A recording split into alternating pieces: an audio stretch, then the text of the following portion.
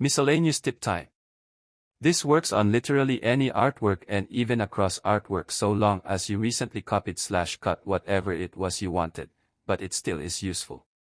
To do so, you just need to click on the dotted line box and click either copy, paste, or cut. This is how I put in most of the backgrounds and other repeating things in my animations. If you're planning on making an artwork and cutting it for animation like I do, I'd recommend to, firstly, make it large.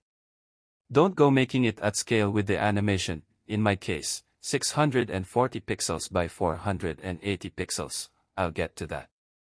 Secondly, if you're planning on having wings or something in the final product be slightly off-screen, make sure that it's at least drawn in the same ratio as the animation in question or bigger, i.e., not cutting them off entirely so you have wiggle room and room for mistakes, because everyone makes mistakes and no matter how good or proficient they are in that field.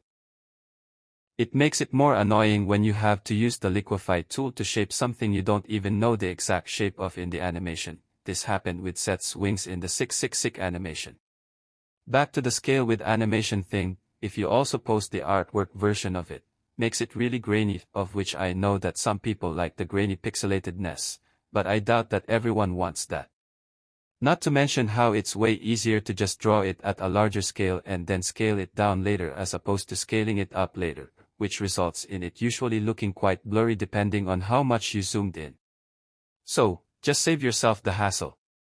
Not to mention how it's rather easy to find a larger size that still fits the ratio, literally, just look at the higher ratios on the animation if you're so confused.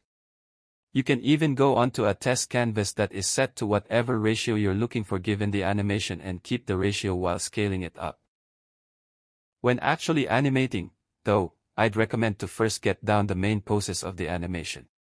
That way you have somewhat of a plan on how it's gonna be.